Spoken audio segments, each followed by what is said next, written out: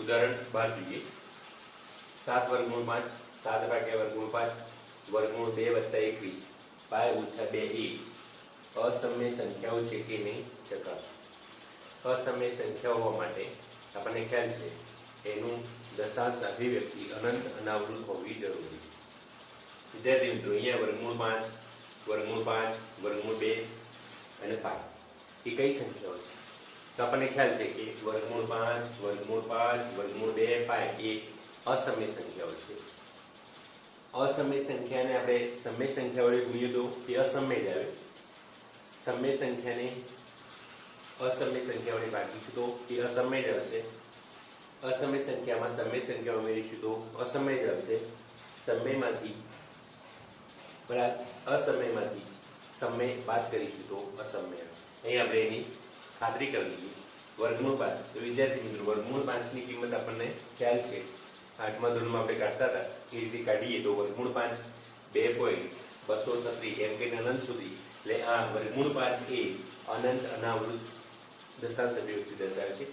વર્ગમૂળ 2 ની કિંમત આપણને ખબર છે 1.41 આપણે એપ્રોક્સિમેટ કિંમત લેતા 1.41 પણ અમે અહીંયા 1.41 એમ કરીને અનંત સુધી જાય છે। पाई 3.1415 अनंत सुधी એટલે આ ત્રણે ત્રણ દશાંશ અભિવ્યક્તિ અનંત અનાવૃત દર્શાવે છે। હવે આપણે જો 7 વર્ગમૂળમાં 5 વર્ગમૂળ 5 ની કિંમત છે 2.236 આપણે અહીંયા લખેલી છે આપણે અગાઉના ધોરણમાં મેળવેલી છે। 7 વડે ગુણતા એની કિંમત આવશે 15.652 એમ કે અનંત સુધી। તો આ જે અભિવ્યક્તિ છે એ કેવી છે? અનંત અનાવૃત અનંત છે કેવી છે? પુનરાવર્તિત થતી નથી એટલે અનાવૃત। એ જ પ્રમાણે 7 ભાગ્યા વર્ગમૂળ 5 7 ભાગ્યા વર્ગમૂળ 5 તો 7 ભાગ્યા વર્ગમૂળ 5 ઉપર અને નીચે આપણે વર્ગમૂળ 5 વડે ભાગી દઈએ છીએ। આના બરાબર આપણે આ વર્ગમૂળ 5 ઉપર નીચે ભાગી દઈએ તો વર્ગમૂળ 5 ને વર્ગમૂળ 5 આપણને ખ્યાલ છે 5 છે એ 7 વર્ગમૂળમાં 5 હવે 7 વર્ગમૂળમાં 5 ની કિંમત આપણને ખ્યાલ છે 15.652 અને એને 5 વડે ભાગીશું એટલે 3.1304 એમ કહીને અનંત અનાવૃત સંખ્યા આવે છે। અહીં જે વર્ગમૂળ 2 માં 21 ઉમેર્યું તો વર્ગમૂળ 2 ની કિંમત 1.4142 અનંત અનાવૃત છે। 21 એટલે 22.4142 એમ કે અનંત અનાવૃત સંખ્યા મળે। પાય ઓછા 2 તો પાય ની કિંમત 3.14 અનંત અનાવૃત એમાંથી 2 આપણે બાદ કરીએ તો 1.14 અનંત સુધી આવે છે અને અનંત અનાવૃત છે। આ બધી સંખ્યાઓ 1 2 3 4 એ અનંત અનાવૃત દશાંશ દર્શાવે છે માટે એ असमय संख्याओं છે।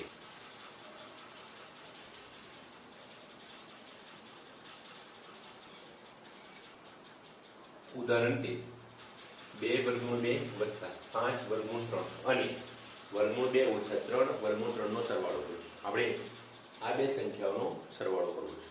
અહીં આપણે લખી દઈએ પ્રથમ સંખ્યા આ જે પ્રથમ સંખ્યા છે 2 વર્ગમૂળમાં 2 વત્તા 5 વર્ગમૂળમાં 3 वत्ता आ बीजी संख्या लखी दईशुं वर्गमूळ 2 ओछा 3 वर्गमूळ 3 तो आ कौंस आपणे काढी दईशुं तो आ जे संख्या छे 2 वर्गमूळ 2 वत्ता 5 वर्गमूळ 3 वत्ता वर्गमूळ 2 ओछा 3 वर्गमूळ 3 હવે જો અહીંયા સરખા સરખા પદો એટલે કે વર્ગમૂળ 2 વાળો પદો જોડેલા છે 2 વર્ગમૂળ 2 વત્તા વર્ગમૂળ 2 जो અહીંયા આપણે વર્ગમૂળ 2 વાળા પદ જોડેલા છે। એ પ્રમાણે આપણે આ વાત કરી છે અથવા અહીંયા આપણે આ રીતે લખીએ આ સજાતીય પદો જેને કહેવાય 5 વર્ગમૂળમાં 3 ઓછા 3 વર્ગમૂળમાં 3 અહીં વિદ્યાર્થી મિત્રો આપણને ખ્યાલ છે બંનેમાં વર્ગમૂળ 2 આવે છે એટલે વર્ગમૂળ 2 આપણે અહીંયા સામાન્ય લઈશું।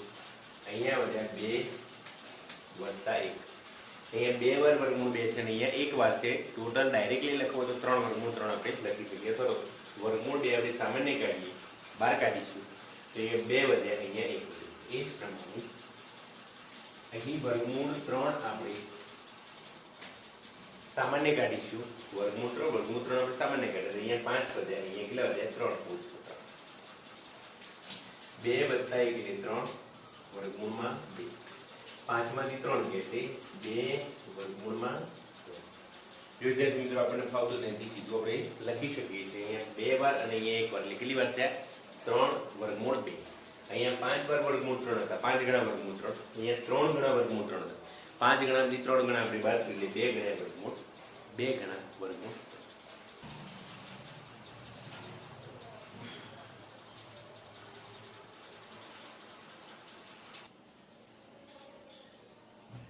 ઉદાહરણ 14 જોઈએ. 6 વર્ગમૂળ 5 નો 2 વર્ગમૂળ 5 સાથેનો ગુણાકાર. 6 વર્ગમૂળ 5 ગુણ્યા 2 વર્ગમૂળ 5 કરીશું. અહીંયા આપણે સમય સંખ્યાનો ગુણાકાર કરીએ. 6 ગુણ્યા 2 ગુણ્યા આ અસમય સંખ્યાનો આપણે ગુણાકાર કરીશું.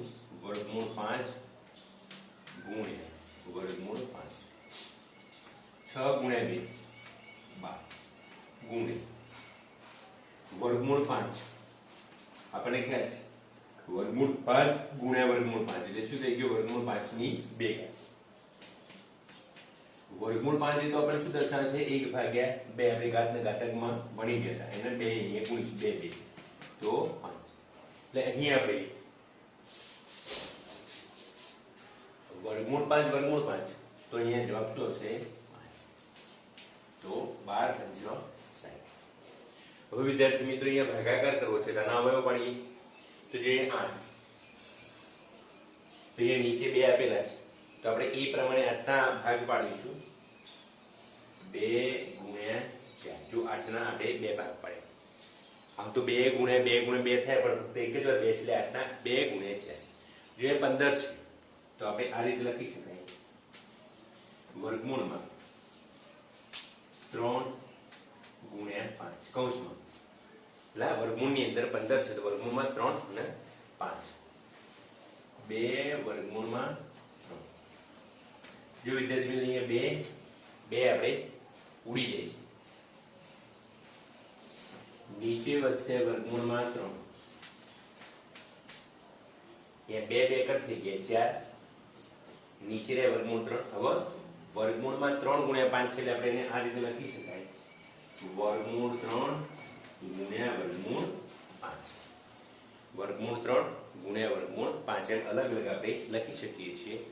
તો વર્ગમૂળ 3 વર્ગમૂળ 3 કટ થઈ ગયા. જવાબ આવ્યો 4 વર્ગમૂળમાં 5.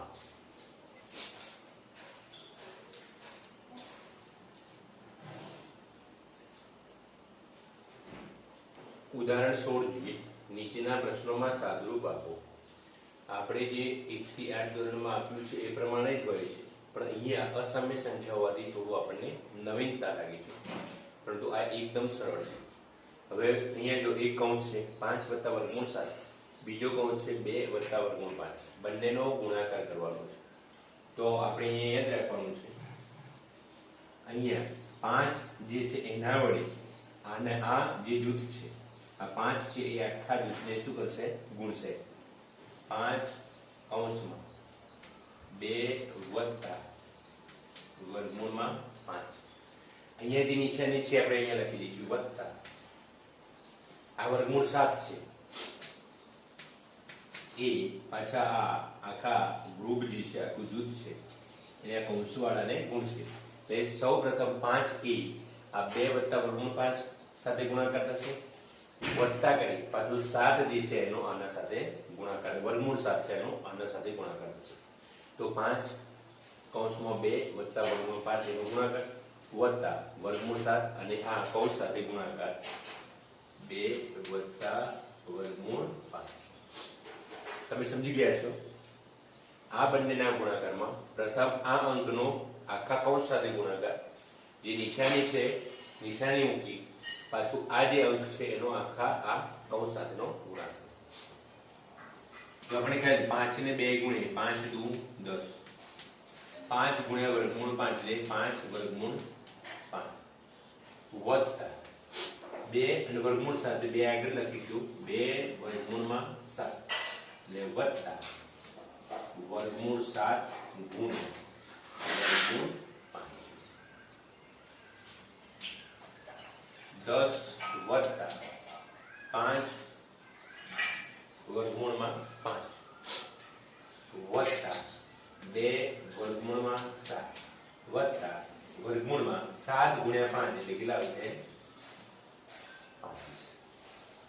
તો આ પ્રમાણે આનો જવાબ આપણને મળે. જો આની અંદરથી આપણે 5 લઈને કોમન કાઢીને પણ એક નવો જવાબ બનાવી શકીએ છીએ. હવે બીજો દાખલો જોઈએ. હવે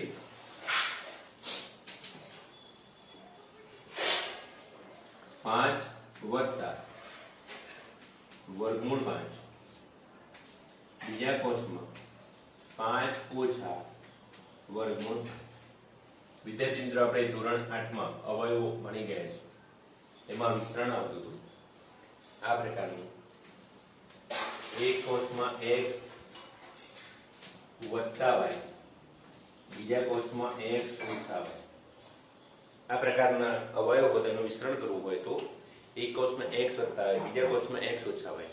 અહીંયા જો પ્રથમ આ કોષ અને આ કોષનો તમે જુઓ, એનો પ્રથમ અંક સરખો છે x. બીજો અંક સરખો છે y. એક કૌંસમાં બંનેનો સરવાળો છે, બીજા કૌંસમાં બંનેની બાદબાકી છે. તો આનો જે જવાબ છે આ પ્રમાણે આવતો હતો x² ઓછા y² ને x ની 2 ઘાત ઓછા y ની 2 ઘાત. આ પૂર્ણ વર્ગ સંખ્યા છે, આ પૂર્ણ વર્ગ સંખ્યા છે, વચ્ચે માઈનસ છે, બાદબાકી એટલે તફાવત છે, અને પૂર્ણ વર્ગનો તફાવત કહેવાય. આ પ્રકારનું આપેલું હોય તો પૂર્ણ વર્ગના તફાવતની રીતે એના અવયવો આ રીતે પડતા હતા. જો એના અવયવો આ રીતે હોય તો વિસ્તરણ આ પ્રમાણે થાય. એટલે આપણે આના બરાબર ડાયરેક્ટલી લખી શકીએ. જોઈએ, પ્રથમ 5 સરખો છે, વર્ગમૂળ 5 સરખો છે, એકને વત્તા આપેલી છે, એકને ઓછા નિશાની છે. તો એના પ્રમાણે આપણે આ લખી શકીએ છીએ 5 નો વર્ગ ઓછા વર્ગમૂળ 5 નો વર્ગ. 5 નો વર્ગ આપણે 25 ઓછા આપણે એમને વાત કરી હતી વર્ગમૂળ 5 અને એનો વર્ગ હોય તો 5. હમણાં એક દાખલામાં વાત કરીએ તો જવાબ કેટલો આવ્યો 20. તો આ નિર્દેશકના આધારે આપણે એ ગણ્યું છે.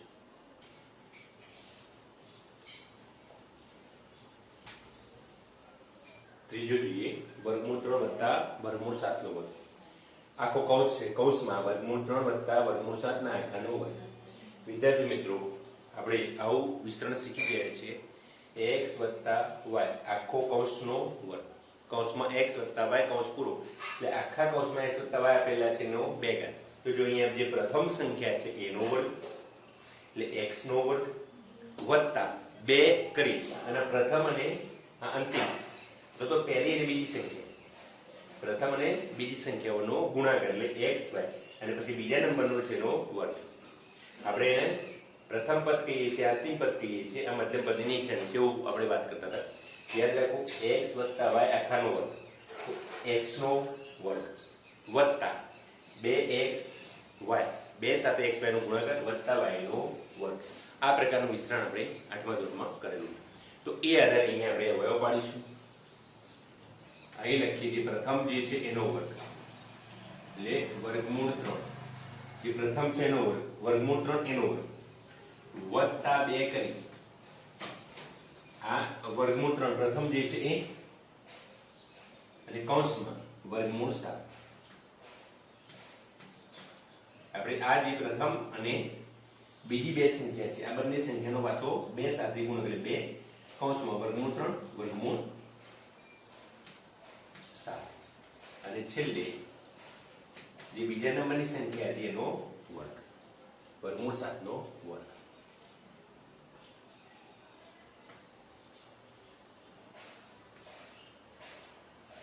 વિદ્યાર્થી મિત્રો, આપણે કોઈ પણ સંખ્યાનો વર્ગમૂળનો વર્ગ હોય તો એ પોતે સંખ્યા આપણે લખીએ છીએ, યાદ રાખી દેવાનું.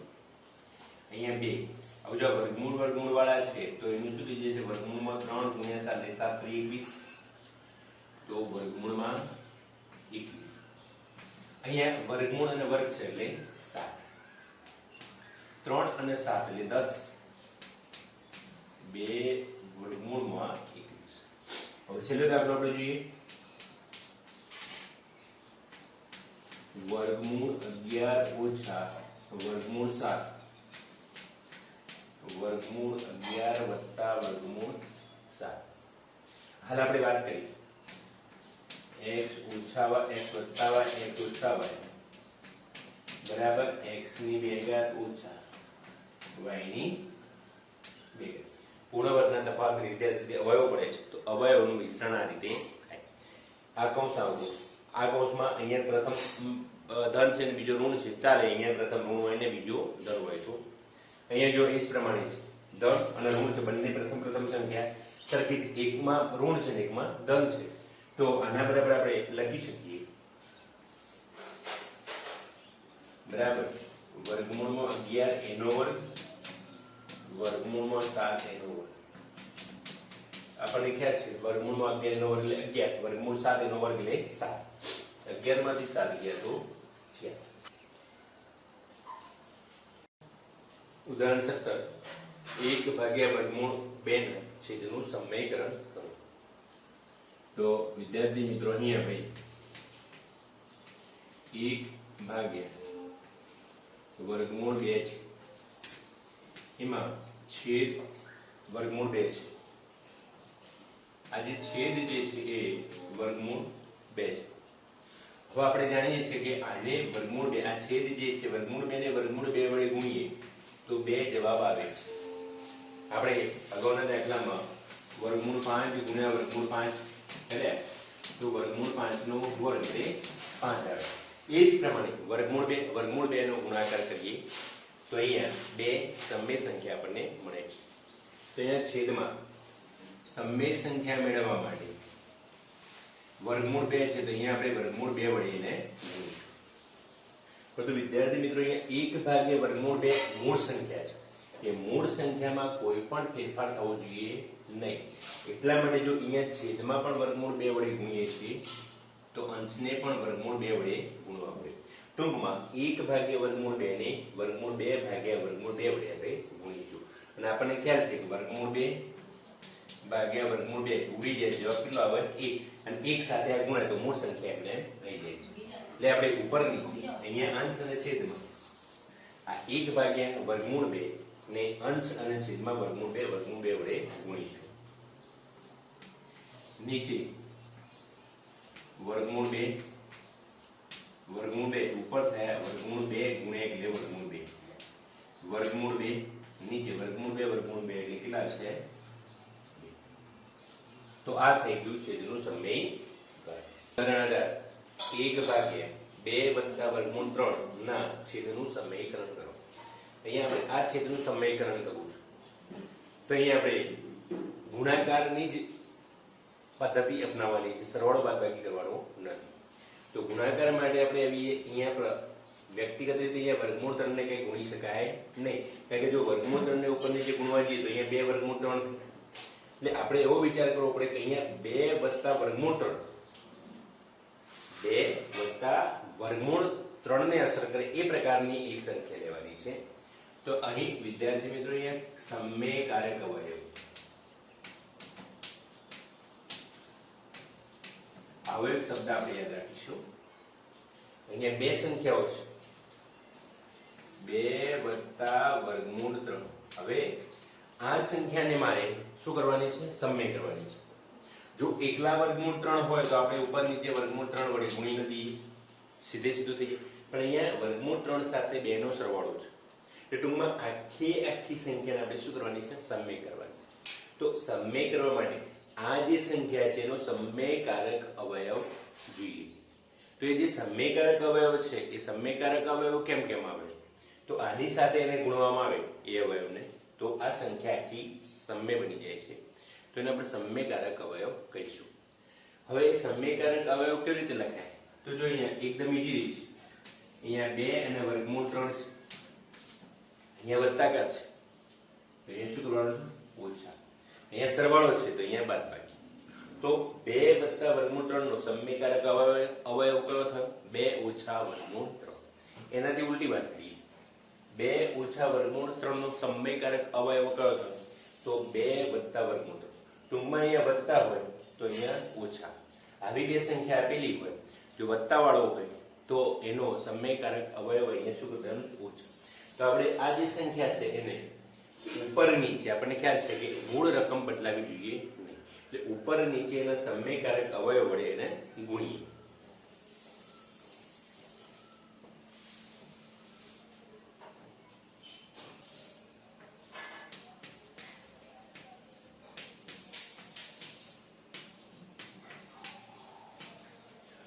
અહીં આપણે એને અંશ અને છેદમાં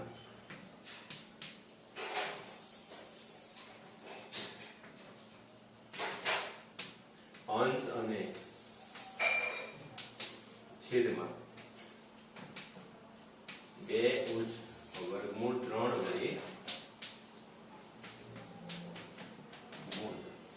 આપણે એ સંખ્યા વડે ગુણી દઈએ છીએ તો અહીંયા નીચે શું થશે જો અહીંયા ઉપરની આપણે વાત કરીએ તો 2 ઓછા વર્ગમૂળ 3 ગુણ્યા એટલે 2 ઓછા વર્ગમૂળ 3 હવે જો અહીંયા શું થયું એક કૌંસમાં 2 વત્તા વર્ગમૂળ 3 બીજા કૌંસમાં 2 ઓછા વર્ગમૂળ 3 અહીંયા પ્રથમ સરખો છે બીજો સરખો છે એકમાં વત્તા છે એકમાં ઓછા છે હમણાં આપણે વાત કરી પૂર્ણ વર્ગના તફાવતને લીધે એટલે 2 નો વર્ગ ઓછા વર્ગમૂળ 3 આખાનો વર્ગ પ્રથમનો વર્ગ ઓછો બીજો જે છે એનો વર્ગ 2 ઓછા વર્ગમૂળ 3 2 નો વર્ગ આપણે લઈશું 4 વર્ગમૂળ 3 અને એનો વર્ગ કરીએ એટલે કેટલા આવશે 3 2 ઓછા વર્ગમૂળ 3 નીચે આવશે 1 બરાબર આપણે લખી શકીએ 2 ઓછા વર્ગમૂળમાં 3 તો આ પ્રમાણે છેદનું સમીકરણ થાય છે અને આ બંને કેવા છે સરખા તો આના છેદનું સમીકરણ થઈ ગયું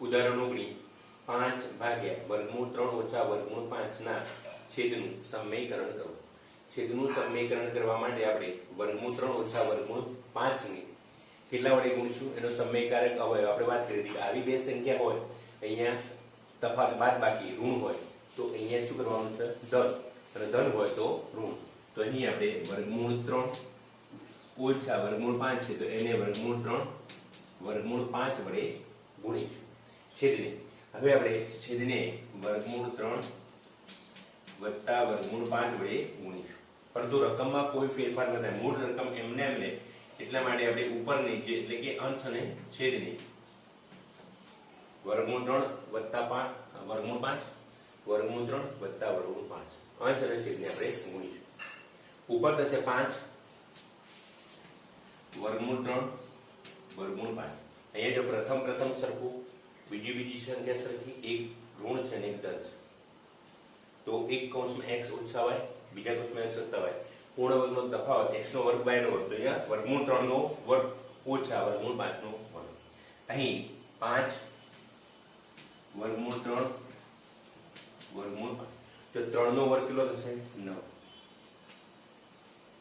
સોરી અહીંયા વર્ગમૂળ 3 છે એનો વર્ગ કરીશું એટલે કેટલા થશે 3 ઓછા વર્ગમૂળ 5 અને એનો વર્ગ કરીશું એટલે કેટલા થશે 5 જો 3 માંથી ઓછા 5 એટલે 5 માંથી 3 ગયા કેટલા આવ્યા 2 મોટાની નીચે ઋણ છે એટલે શું આવશે ઋણ 3 ઓછા 5 એટલે અહીંયા શું આવશે ઓછા 2 ઉપર જે છે એમને એમ આપણે રાખીએ વર્ગમૂળ 3 વત્તા વર્ગમૂળ 5 તો અહીંયા 5 વર્ગમૂળ 3 વત્તા વર્ગમૂળ 5 અને નીચે આવે -2 આ -2 જો આપણે ઉપર લઈ જઈએ તો ઉપર આપણે 5 દૂતીયાંશ કરીને આ રીતે પણ લખી શકાય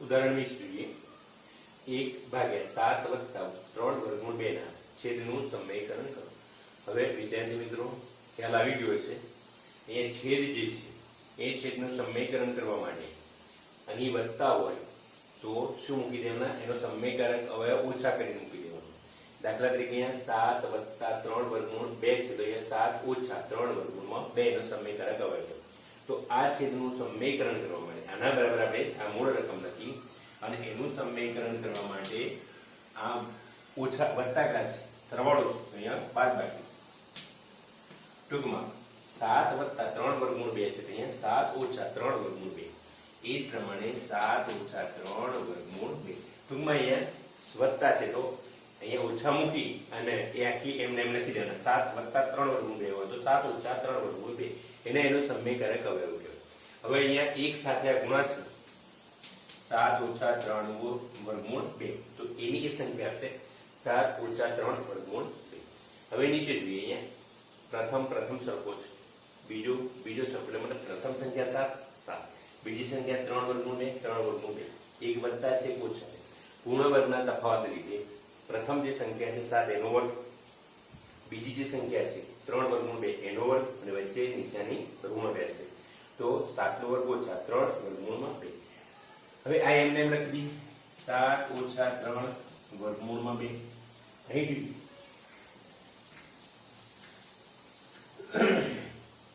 7 નો વર્ગ ઉપર કરતા અહીંયા 3 વર્ગમૂળ 2 એનો વર્ગ કરીશું તો 3 નો વર્ગ થશે,